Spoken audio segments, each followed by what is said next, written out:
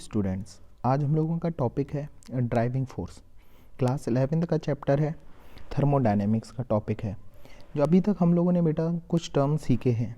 एक spontaneous reaction. Spontaneous reaction क्या होते हैं, जिसको नहीं पता है वो एक बार ज़रा सा रिवीजन कर लें और मेरे प्रीवियस लेक्चर को देख सकते हैं। स्पॉन्टेनियस रिएक्शन का है जो अपने आप हो जाती हैं, मतलब वह रिएक्शन और वो प्रोसेस जिसमें हमें कोई भी एक्सटर्नल एनर्जी प्रोवाइड नहीं करनी पड़ती है, उसको हम स्पॉन्टेनियस रिएक्शन बोलते हैं। वहीं अगर हम बात करें नॉन स्पॉन्टेनियस रिएक्शन की, तो नॉन स्पॉन्टेनियस रिएक्शन में बेटा क्या होता है, उसमें हमें कंटिन्यू एनर्जी देनी पड़ती है। एनर्जी मतलब हम कह सकते हैं स्पॉन्टेनियस रिएक्शन में external energy is not required. उसको हमने क्या पढ़ा था, स्पॉन्टेनियस रिएक्शन। और दो टर्म और सीखे थे हम लोगों ने, एंट्रोपी। एंट्रोपी क्या होती है, जो रैंडमनेस होती है मॉलिक्यूल्स के बीच में, उसे हम एंट्रोपी कहते हैं। अब हम आज अपने टॉपिक पे आते हैं, जो कि है driving force. Driving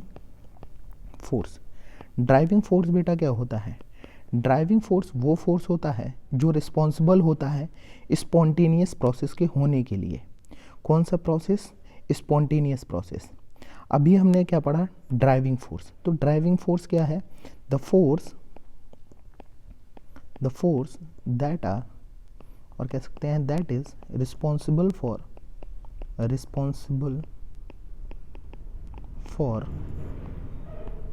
spontaneous process. जो फोर्स रिस्पॉन्सिबल होता है स्पॉन्टेनियस प्रोसेस के लिए और स्पॉन्टेनिटी के लिए, उसको हम बोलते हैं क्या, ड्राइविंग फोर्स। क्या बोलते हैं, ड्राइविंग फोर्स। अब हम लोगों को ये पता है स्पॉन्टेनियस प्रोसेस में दो फैक्टर्स इंपॉर्टेंट होते हैं। एक फैक्टर होता है एनर्जी ऑफ द सिस्टम, और दूसरा फैक्टर जिसको हम डिनोट करते हैं एनर्जी ऑफ द सिस्टम को ई से, और दूसरा सिस्टम होता है एंट्रोपी। दूसरा टर्म होता है एंट्रोपी, जो कि रिस्पॉन्सिबल होता है ड्राइविंग फोर्स को। डेल्टा एस से हम इसको डिनोट करेंगे, जो क्योंकि ये स्टेट फंक्शन है। ड्राइविंग फोर्स अब आपको समझ में आया होगा क्या होता है। ड्राइविंग फोर्स वो फोर्स होते हैं जो रिस्पॉन्सिबल होता है स्पॉन्टेनिटी के लिए। तो अब एक चीज़ समझते हैं, ड्राइविंग फोर्स हम लोगों को समझ में आया, मतलब अगर स्पॉन्टेनियस प्रोसेस होगी तो इसमें ये दो टर्म जो फैक्टर्स हैं, तो हम कह सकते हैं जो फैक्टर्स हैं ड्राइविंग फोर्स के, दो कंपोनेंट होते हैं, एक होता है एनर्जी, दूसरा एंट्रोपी। अब एक चीज़ और समझते हैं, अब अपने थोड़े टॉपिक पे आते हैं। मतलब जो स्पॉन्टेनियस प्रोसेस के लिए कौन सी दो टर्म जरूरी है, एक एनर्जी, दूसरा रैंडमनेस।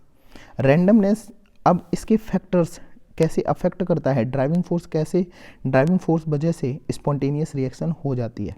इसमें कई सारे फैक्टर्स हैं, चलिए एक एक करके देखते हैं इसको। जैसे फॉर एग्जांपल अगर हम बात करें, अगर एनर्जी जो सिस्टम की होगी, हम लोगों को एक चीज़ पता है कि एनर्जी जितनी कम होगी उतनी ज़्यादा स्टेबल होगा system, more stable system. Energy जितनी कम होगी उतनी ज़्यादा सिस्टम स्टेबल होगा। यही केस अगर हम बात करें ड्राइविंग फोर्स दो कंपोनेंट पर डिपेंड करता है, एक एनर्जी पर, दूसरा एंथैल्पी पर। एनर्जी और एंट्रोपी पर, एक एनर्जी पे डिपेंड करता है और दूसरा एंट्रोपी पे। दोनों कैसे डिपेंड करते हैं अब देखते हैं इसको। अगर सिस्टम की एनर्जी जो है बेटा वो लेस हो, मतलब एनर्जी जितनी कम होगी और एंट्रोपी जो होगी जितनी ज़्यादा होगी, उस केस में जो प्रोसेस होगा आपका स्पॉन्टेनियस प्रोसेस होगा। स्पॉन्टेनियस प्रोसेस मतलब हम कह सकते हैं कि अगर हम लोग जब क्लास में होते हैं तो टीचर जब अवेलेबल होता है, उस केस में एनर्जी कम होती है, और हम कह सकते हैं अगर टीचर चला जाता है उस केस में रैंडमनेस बढ़ जाती है। तो हमें ये चीज़ याद रखना है कि एनर्जी जितनी कम होगी उतनी ज़्यादा क्या होगा, एंट्रोपी। अगर एनर्जी कम होगी और एंट्रोपी जितनी ज़्यादा होगी, उस केस में वो स्पॉन्टेनियस प्रोसेस होगा। अब दूसरा केस बनता है, अगर सिस्टम की एनर्जी भी ज़्यादा है और एंट्रोपी भी ज़्यादा है, तो इस केस में कैसा प्रोसेस होगा, स्पॉन्टेनियस या नॉन स्पॉन्टेनियस। इस केस में जो डिसाइडिंग फैक्टर होगा, अगर एंट्रोपी ज़्यादा होगी, अगर एंट्रोपी ज़्यादा होगी तो स्पॉन्टेनियस प्रोसेस होगा, स्पॉन्टेनियस प्रोसेस, और अगर एनर्जी ज़्यादा होगी तो वो नॉन स्पॉन्टेनियस प्रोसेस होगा, नॉन स्पॉन्टेनियस प्रोसेस।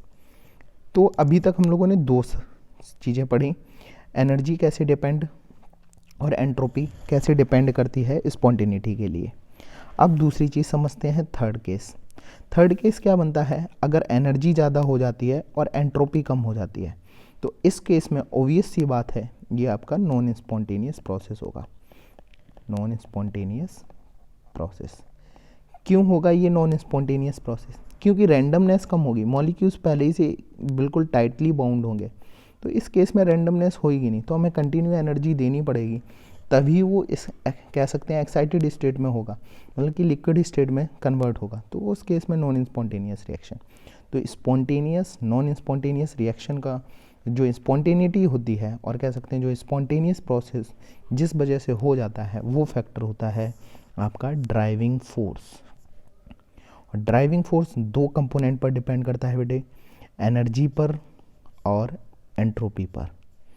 अब कौन कौन से फैक्टर, कैसे हमें पता चलेगा कि स्पॉन्टेनियस होगी या नॉन स्पॉन्टेनियस रिएक्शन होगी, तो इस केस में एंट्रोपी ज़्यादा होगी और एनर्जी कम रहेगी तो स्पॉन्टेनियस प्रोसेस होगी, ऑलवेज स्पॉन्टेनियस होगी। अगर दोनों एंट्रोपी और एनर्जी दोनों ज़्यादा है तो डिसाइडिंग फैक्टर होगा, मतलब वो डिसाइड करेगा, जो एनर्जी अगर ज़्यादा होगी तो फिर नॉन स्पॉन्टेनियस होगा, अगर एंट्रोपी ज़्यादा होगी तो स्पॉन्टेनियस प्रोसेस।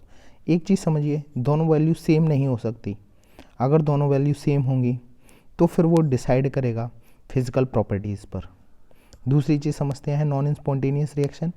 नॉन स्पॉन्टेनियस में क्या हो जाएगा, अगर एनर्जी ज़्यादा होगी और एंट्रोपी कम होगी तो ऑब्वियस सी बात है वो नॉन स्पॉन्टेनियस प्रोसेस होगा। आई होप आप लोगों को ड्राइविंग फोर्स समझ में आया होगा। Thank you.